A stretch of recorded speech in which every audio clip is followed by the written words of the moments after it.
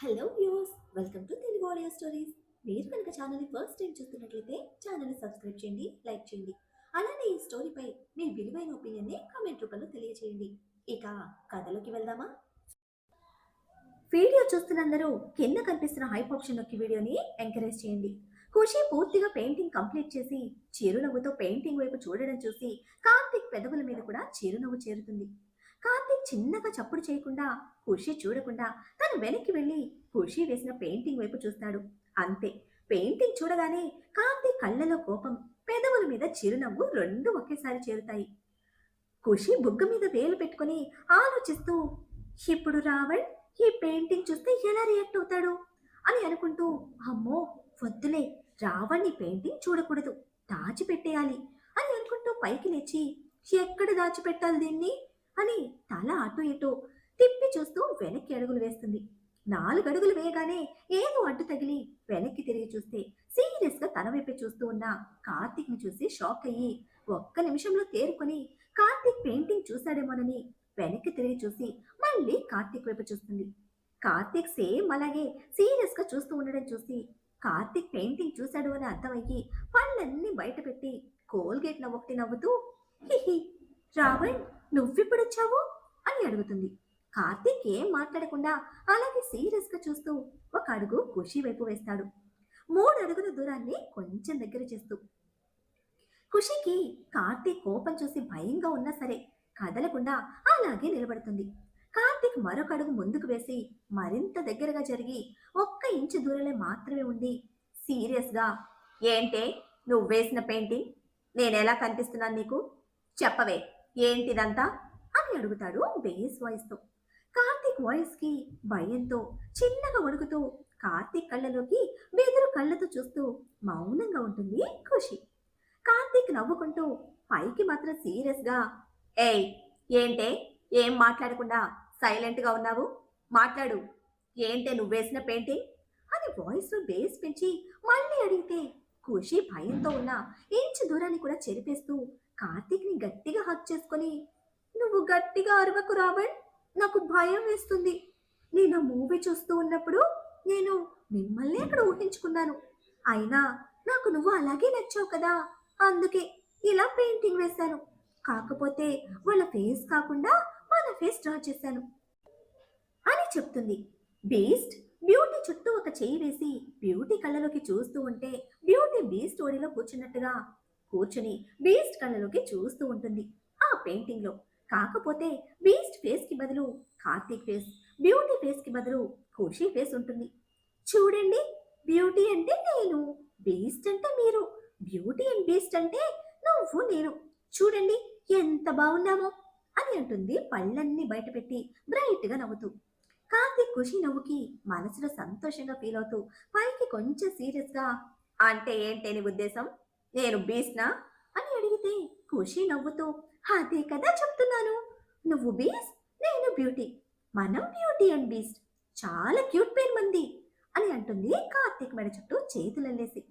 కార్తీక్ ఖుషి నడుము పట్టుకుని ఉన్న 6 ఇంచు దూరాన్ని కూడా చెరిపేసి సూటిగా ఖుషి కళ్ళలోకి చూస్తూ, ఇంకో పెయింటింగ్ ఏం వేసావే ఇది కాకుండా అని అడుగుతాడు.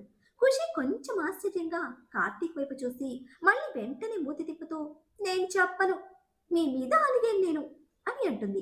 ఎందుకు అలిగావే అని కార్తీక్ అడిగితే ఖుషి గుర్రుగా చూస్తూ, మనది క్యూట్ పేరంటే, అవును మనది క్యూట్ పేరని నువ్వు అనలేదు అందుకే అని చెప్తుంది. కార్తీక్ ఖుషి నడుము మీద పట్టు బిగిస్తూ, ఇంకోసారి మూతి తిప్పితే అది ఎటు తిరిగిందో ఆటే పర్మనెంట్ గా ఫిక్స్ అయిపోతుంది, ముందు ఇంకో పెయింటింగ్ ఏంటో చూపించు అని అంటూ ఖుషి నడుము దగ్గరగిచ్చి ఒక అడుగు దూరం జరుగుతాడు. ఖుషి ఆ అని అరుస్తూ నడుము దగ్గర రుద్దుకుంటూ, తిక్క రావణ్, దొక్కు రావణ్, మెంటల్ రావణ్ అని గొనుక్కుంటూ క్యాన్వాస్ దగ్గరికి వెళ్ళి పైన బ్యూటీ అండ్ బీస్ట్ పెయింటింగ్ కి ఒక ఫ్లయింగ్ కిస్ ఇచ్చి, సో క్యూట్ కదా అని అంటూ కార్తీక్ వైపు చూస్తుంది. కార్తీక్ ఒక ఐబ్రో అప్ చేసి సీరియస్ గా చూడడంతో మూతి ముడిచి చిన్నగా పైన పేపర్ టర్న్ చేస్తుంది. ఖుషి అడ్డుగా ఉండడంతో అది కనిపించక, ఏ తిక్కల్ అడ్డులే అని అంటాడు కార్తీక్. ఖుషి తల మాత్రమే తిప్పి కోపంగా కార్తీక్ వైపు చూసి చిన్నగా పక్కకు జరిగితే ఆ పెయింటింగ్ చూడగానే కార్తీక్ కళ్ళలో తడి పెదవుల మీద చిరునవ్వు వచ్చి చేరుతుంది. సౌరి డాక్టర్తో మాట్లాడి రితిక్ని డిశ్చార్జ్ చేయించమని జాగ్రత్తగా చూసుకుంటామని చెప్పి ఇంటికి స్టార్ట్ అవుతాడు. సౌర్య ఫోన్ చేయడంతో రాజ్ ఇంకో కారు తీసుకుని వస్తే రాజ్తో నీతు రితిక్ని కార్తీక్ని ఇంటికి తీసుకువెళ్ళమని చెప్పి వాళ్ళు స్టార్ట్ అయి వెళ్ళిపోగానే రక్షిత చెయ్యి పట్టుకుని లాక్కుని వెళ్ళినట్టే తీసుకువెళ్ళి కార్ దగ్గర వదిలి కూర్చో అని సీరియస్గా చెప్పి డ్రైవింగ్ సీట్ సైడ్ వెళ్తాడు.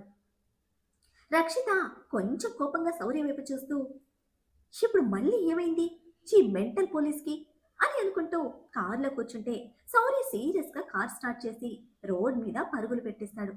ఒక 25 నిమిషాలకి ఇంటికి కొంచెం దగ్గరలో ఉన్న ఖాళీ ప్లేస్లో కార్ ఆపి సీరియస్గా రక్షిత వైపు చూస్తే రక్షిత అయోమయంగా సౌర్య వైపు చూస్తుంది. ఎందుకు సడన్ గా అంత సీరియస్ అయ్యాడో అర్థం కాక సౌర్య కోపంగా చూస్తూ నేను నీకు ఇప్పుడు చెప్పేది బాగా గుర్తుపెట్టుకో. నువ్వు నాకు వీలైనంత దూరంగా ఉండు, అదే నీకు మంచిది అని చెప్పి ఇంకో మాటకి అవకాశం లేకుండా కార్ స్టార్ట్ చేసి 4 నిమిషాల్లో ఇంటికి చేరుకుంటాడు. రక్షితకి అసలు సౌర్య ఏం చెప్పాడో ఎందుకు చెప్పాడో అర్థం కాక అయోమయంగా ఆలోచిస్తూ ఉంటే సౌర్య కార్ దిగి ఆలోచనలో ఉన్న రక్షిత వైపు కోపంగా చూసి కార్ డోర్ గట్టిగా సౌండ్ వచ్చేలా క్లోజ్ చేసి విసురుగా లోపలికి వెళ్ళిపోతాడు. డోర్ సౌండ్కి ఆలోచనలోంచి బయటకు వచ్చిన రక్షిత కోపంగా లోపలికి వెళ్తున్న సౌర్య వైపు చూసి కారులో నుంచి బయటకొచ్చి ఏంటో ఈ మెంటల్ పోలీస్ ఎప్పుడు ఎలా ఉంటాడో అర్థమై చావటం లేదు. ఇప్పుడు అసలు ఎందుకు ఇంత కోపం ఈయన గారికి? దూరంగా ఉండాలట. నేనేమన్నా ఈయన గారి మీద పడిపోతున్నానా? అసలు నేను ఎప్పుడు ఈయన గారి దగ్గర ఉన్నానని ఇప్పుడు దూరంగా ఉండడానికి? ఆయన ఎక్కడో ఉంటే నేను ఇక్కడ ఉంటున్నా. ఎప్పుడో ఒక రోజు వస్తాడు ఇక్కడికి. అప్పుడు కూడా నేనేదో ఈయన గారి పక్కన అతుక్కుని కూర్చున్నట్టు దూరంగా ఉండు నాకు అని మాట్లాడుతున్నాడు. తిక్క పోలీస్, మెంటల్ పోలీస్, పిచ్చి పోలీస్, ఎలా వేగాలో ఏంటో ఈయన గారితో అని తిట్టుకుంటూ లోపలికి నడుస్తుంది, ముందున్న సౌర్య వైపు గుర్రుగా చూస్తూ. ఖుషి పాప సాహసంతో రక్షిత కూడా అవే తిట్లు వచ్చేస్తున్నాయి పాపం. ఈ ఖుషి పాప మారడమేమో గాని ఖుషినే అందరినీ మార్చేసేలా ఉంది. బట్ ఎందులో రక్షి పాప కూడా నోట్ చేయని పాయింట్ ఏమిటంటే సౌర్యతో వేగాలి అని తను ఫిక్స్ అయిపోయిందని. గుమ్మం లోపల అడుగు పెడుతున్న సౌర్యకి రక్షిత చూపులు గుచ్చుకోవడంతో చిన్న స్మైల్తో వెనక్కి తిరిగితే రక్షిత తన వైపే కోపంగా చూస్తూ ఉండడం చూసి చిరునవ్వు కాస్త కోపంగా మారి పీక్స్ లోకి పోతుంది. దేనికి ఇప్పుడే కదా చెప్పాను, మళ్ళీ ఎందుకు ఇలా చేస్తుంది అని అనుకుంటూ 2 అడుగుల్లో రక్షిత దగ్గరికి చేరుకుని కోపంగా రక్షిత చేయి పట్టుకుని వెనక్కి మడిచి తనని మీదకు లాక్కుంటాడు. ఊహించని ఆ సంఘటనకి రక్షిత షాక్ అయ్యి క్షణంలో తేరుకుని సౌర్య వైపు కోపంగా చూస్తుంది. సౌర్య సీరియస్ గా ఏయ్, నీకు ఇప్పుడే కదా చెప్పాను నాకు దూరంగా ఉండమని, మళ్ళీ ఎందుకే నా వైపు గుడ్ల గోపల ఎంతెంత కళ్ళేసుకుని చూస్తున్నావు నువ్వు అని అడిగితే రక్షితకి అప్పటి వరకు కంట్రోల్ చేసిన ఫ్రస్ట్రేషన్ పీక్స్ లోకి పోతుంది సౌర్య బిహేవియర్ కి. విసురుగా సౌర్య చేతిలో నుంచి తనను విడిపించుకొని సౌర్య చెయ్యి గట్టిగా పట్టుకొని వెనక్కి తిప్పి చెయ్యి మడిచి పట్టుకొని ఏంట్రా ఊరుకుంటుంటే ఎక్కువ చేస్తున్నావు, పొద్దున్నుంచి చూస్తున్నా ఊరికి నా మీద కోపం చూపిస్తున్నావు. నేనేదో నీ లవర్ నైనట్టు. ఆయన ఎవడ్రా అసలు నీకు దగ్గరగా ఉన్నది? నువ్వే నీ గుడ్ల ఉబ్బ కళ్ళేసుకొని నా వైపు నిమిషానికోసారి చూస్తున్నావు. అది నేను గమనించలేదనుకుంటున్నావా? అసలు ఇప్పుడు నువ్వే నాకు దగ్గరగా వచ్చి నన్ను దూరంగా ఉన్నట్టున్నావు. ఊరుకుంటున్నా కదా అని ఏమన్నా సైలెంట్గా ఉంటానని అనుకోకు. అసలు నాతో నీ ప్రాబ్లం ఏంట్రా? ఏదో పెళ్ళని పిలిచినట్టు వేగి అని పిలుస్తున్నావు. రెస్పెక్ట్ ఇస్తే నీకే మర్యాదగా ఉంటుంది. ఇంకోసారి రెస్పెక్ట్ లేకుండా పిలిస్తే తాట తీస్తా. అసలు నీలాంటి మెంటలోడికి ఎవడ్రా పోలీస్ జాబ్ ఇచ్చింది? అట్లీస్ట్ అమ్మాయికి రెస్పెక్ట్ ఇవ్వడమే రా నీకు. ఇంకా ఎలా రా అమ్మాయిల ఇబ్బందులు చెప్పుకోవడానికి నీ దగ్గరికి రావాలి అని అడిగితే సౌర్య రక్షిత చేతిని విడిపించుకొని రక్షిత నడుము పట్టుకొని దగ్గరికి లాక్కొని నేను ఆ అమ్మాయిలకి రెస్పెక్ట్ ఇస్తాను, గౌరవిస్తాను. ఆ అమ్మాయిలకు మాత్రమే రెస్పెక్ట్ ఇస్తాను, నీకు కాదు అని అంటాడు.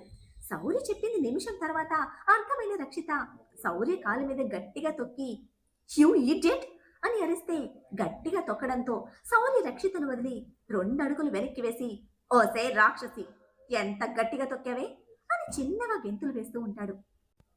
రక్షిత కోపంగా తొక్కడం కాదురా, నేను చంపేయాలనుంది నాకు, మెంటలుడా, నన్నే రాక్షసి అంటావా అని శౌర్య మీదకు వెళ్తూ ఉంటే శౌర్య ఒడుపుగా రక్షిత చేయి పట్టుకుని వెనక్కి తిప్పి వెనక నుంచి హగ్ చేసుకున్నట్టుగా పట్టుకుని, ఏంటే నన్నే మెంటలుడంటావా, ఎంత పొగరే నీకు రాక్షసి అని అంటే రక్షిత శౌర్య నుండి విడిపించుకునే ప్రయత్నం చేస్తూ, రే మెంటల్, వదల్రా అని అరుస్తుంది.